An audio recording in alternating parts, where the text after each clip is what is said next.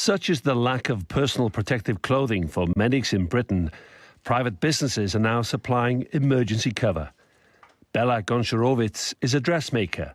With the help of 15 colleagues, she'll deliver 1,000 gowns from her apartment this week to protect staff against COVID-19 at 2 London hospitals. The mass production is less available now, and the government is less able to put their hands on this bulk amount. And we have the ability to nimbly replenish stock at hospitals. So on Thursday evening, I had a call from Royal Brompton saying, would you be able to send 100 tomorrow? That was going to the next day. She's trying to raise $60,000 to buy more fabric in bulk. Each gown can then be produced for $18 each.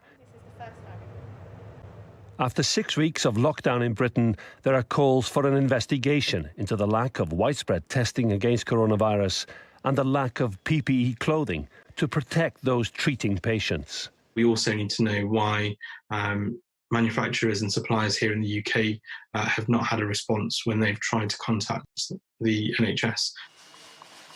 An open letter with suppliers across Britain has been initiated by Lucy Wathen, calling on the UK government to improve their efforts. More than 850,000 people have so far signed her petition. So I've got people saying, we've got this equipment, and I've got people on the other side saying, we desperately need this equipment and we're scared for our lives. And there's just, I don't know why there can't be somebody who can just match them up quicker or at all. So it just seems very illogical to me.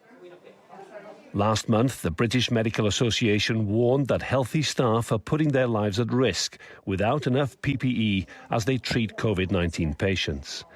In a survey of 16,000 doctors, around 80% told the BMA they didn't feel fully protected at work. 48% said they'd paid for their own protective clothing. Undoubtedly, this government, like all governments, will have made mistakes, but it will be impossible to determine exactly which were the areas of gravest concern until sometime in the future. The UK government says it sourced over 1 billion pieces of protective clothing. Ministers regularly defend themselves, blaming a global shortage, as so many health authorities are all buying emergency medical supplies all at the same time. More than 100 health workers have died in the UK so far during the pandemic.